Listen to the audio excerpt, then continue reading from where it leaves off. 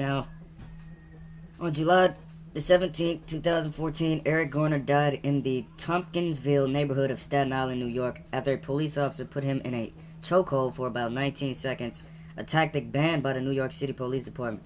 Garner was initially approached by Officer Justin D'Amico on suspicion of selling Lucy's. After Garner expressed to the police that he was tired of being harassed and that he was not selling cigarettes, officers made the move to arrest Garner. Officer Daniel Petelio, also on the scene, put his arms around the much taller Garner's neck, applying a chokehold shown in a video recording of the event. Now we're gonna stop now and watch the video, and we're gonna focus on what they did wrong and perhaps what Eric Garner did wrong. We now know the grand jury hearing Eric Garner's case sat for 9 weeks, heard from 50 witnesses, and saw 60 exhibits. What evidence was actually presented to this grand jury, we will never fully know because it is secret. But one has to be this video, which shows officers confronting the 350-pound man. Is it important for the grand jury at all as the original state of mind? Well, it tells us a little about what the officers were confronting because they can see exactly what kind of agitated state Mr. Garner was in. The tension is high almost from the moment officers approach Garner. It shortly becomes physical. What happened here was the first thing that went wrong was Eric Garner resisted arrest. Now some would say, well, if he didn't do anything wrong, he has the right to resist arrest. But let's look at some things here, because Eric Garner is no angel. Eric Garner is no innocent individual. Eric Garner has been arrested for selling untaxed cigarettes, driving without a license, marijuana possession, and false personation. Garner also had a criminal record that includes more than 30 arrests dating back to 1980 on charges such as assault, resisting arrest, grand larceny. An official said the charges include multiple incidents in which he was arrested for selling unlicensed cigarettes. Now, 2 charges that he had are a part of this very video, this very incident. 1, selling cigarettes, or at least in the suspicion of selling cigarettes, because criminals know how to commit their crimes, especially on the streets like that. You can do it discreetly, they can't really get you. But the other one was resisting arrest, and that's exactly what he was doing in this video. Now, the problem is, if there's no evidence that he was committing a crime, most people would say, well, he has the right to resist arrest. But if you look at his criminal background, don't you find it quite ironic that he had a history of selling unlicensed cigarettes and also resisting arrest, the two very things that were prevalent in this incident? So that's the topper. That's what provoked everything, in my opinion, from that point on. Because if they said businesses were calling the cops and saying that individuals were out there selling products on their property and this and that, they get a call, so they have to come and find out what's going on. If they call and say that someone's out here selling cigarettes, and Garner apparently has a history with them because he's telling them, every time you guys see me, you're harassing me and this and that, then apparently there's a suspicion that you are selling cigarettes or committing some type of crime out in front of that business's property. You can't just say you're just hanging out, enjoying the nice weather on the corner and the cops just keep harassing you. You have to be doing something to where they're suspicious of you. Now, just like a criminal, a drug dealer, this and that, you may not catch them in the act of committing the crime. You may not find anything on them when you search them, but they are committing crimes. You just can't get them. So that's probably the relationship they had, is that they were trying to catch him, and they just kept harassing him because they knew he was committing the crimes. They just couldn't get him, though. Then he goes on to resist the arrest, because probably at that moment the cops said, well, we don't have any evidence on you, but they're calling the cops saying that you are out here selling cigarettes. We're just finna arrest you. Because at some point, if you're dealing with an individual, a suspect, and let's say within a month's time, you've seen this person so many times, the cops have been called, they've called you, but when you encounter the person, they don't have any drugs on them, they're not committing a crime, eventually you'll say, well, we're just gonna arrest you, because, and we'll deal with the legal process after this, but we need to arrest you now because they keep calling us and something apparently is going on, so we have to do what we have to do as police to stop any crimes from happening. Now, let's get back into the tactics they used to apprehend the suspect. Officer Daniel Pantaleo's attorney says his client was simply attempting to make an arrest, telling the New York Times he wanted to get across to the grand jury that it was never his intention to injure or harm anyone. Well, as we know, True intent can be inferred from watching his actions. And the officer would have had to explain away in that picture. We now know the grand jury saw 4 videos. Different angles are going to tell us different things about the vantage point or where force was being applied and when. And then the chokehold.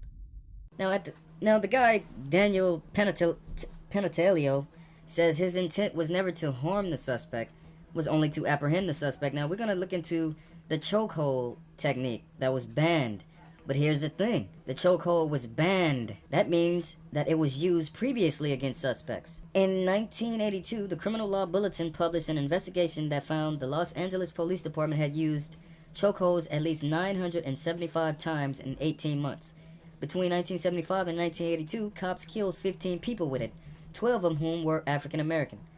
Now, let's just do I'm not a mathematician, but if you have a chokehold used 975 times, but only 15 people were killed with it, that means the chokehold technique, you can say, well, any loss of life with any technique the authorities use is wrong, but you have to also consider, during this time, in the 80s, in Los Angeles, there were a lot of riots. You think the Ferguson riots were bad? Look at the Oakland riots and all of the riots in Los Angeles. What did you expect them to do? Because at that time, they didn't have tasers.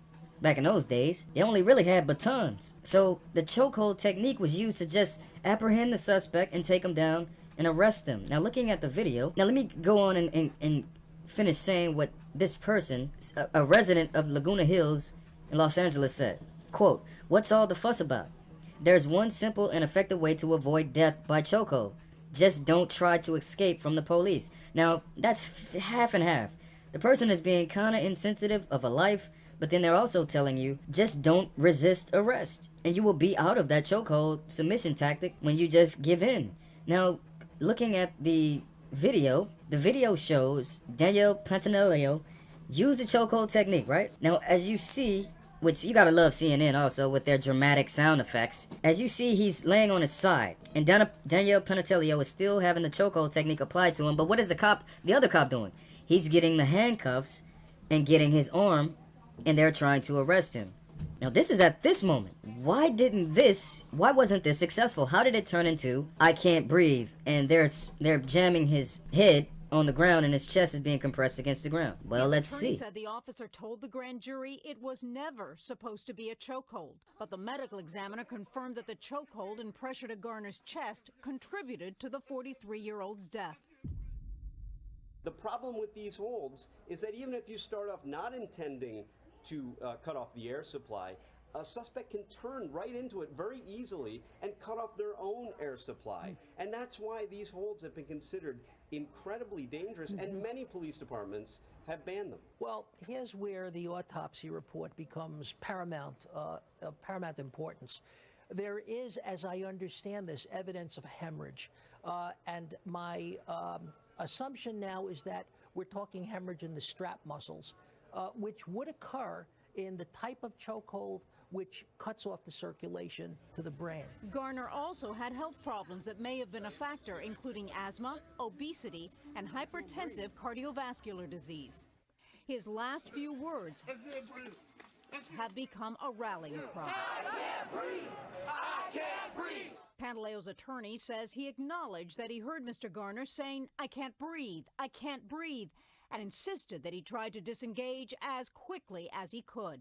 But looking at the video, Officer Pantaleio can be seen helping other officers keep Garner down. And the reality is the medical examiner ruled the death of Eric Garner a homicide, death at the hands of another. The grand jury just couldn't single out that person as Officer Pantaleio.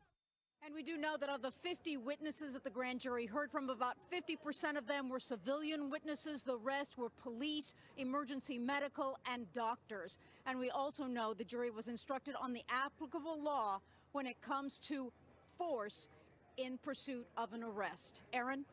Jean Casares, thank you so much. Here are a few theories that I have. As you saw, they put him on his stomach and they got him handcuffed, and he was screaming, "I can't breathe, I can't breathe." Apparently, the officer said he heard him saying, "I can't breathe," and then he let go. Apparently, he let go because he wasn't choking him anymore, but he had his knee against his back of his neck, against the ground. Right? Here are the scenarios, because this is really for black people to understand. Here's a scenario that you're painting. A black man was murdered on the street with 50 witnesses watching. Now, as the reporter said, they said 50% of the witnesses were civilians. So that means 4 camera angles, people who had the video, none of them were saying anything about stop doing that. That's wrong. I didn't hear anyone saying anything like that. I didn't even hear anyone say that he didn't do anything wrong, because Eric Garner said, "You can ask anybody around here, I haven't done anything." Now, if somebody is recording, first of all, somebody was recording the initial encounter, meaning they recorded as soon as the cops started talking to the person, because that's when the video was, that's the first evidence. The footage was him talking to the cops. So somebody was recording that conversation that he was having with the cops. The next thing is, the rest of those witnesses were cops and medical examiners. Now, medical examiners were they were fired. I believe there were EMTs and paramedics who responded to the scene were suspended without pay on July the 21st, because apparently they did what happened. They saw it happening, and they didn't advise the cops to listen. He may suffocate. He can't breathe. So they were just sitting there watching the whole thing happen. They didn't advise the cops to not use that technique. They were witnesses. You heard it from CNN with their sound effects, their dramatic sound effects to try to convince you of tragedies. And that puts me to the next point of my theory, is this was another case of crisis acting. Eric Garner was a crisis actor. The police officers were crisis actors, tragedy actors. This is my opinion. If someone feels that I'm wrong for saying this, so be it, because the logic behind this doesn't make sense. You're basically saying that a officer with cameras, everyone is recording. I'm pretty sure they know people are recording it on their phones. They continued even still to use this technique even after the person said they can't breathe. Now he says, well, I stopped doing that. But he just used another, just as equally deadly technique of pinning the person's face to the ground with your knee on the back of their neck. He's a heavy-set dude. He probably couldn't breathe. And all of this is recorded. Citizens are recording it, and they just kept doing it. These are tragedy events. Tragedy acting.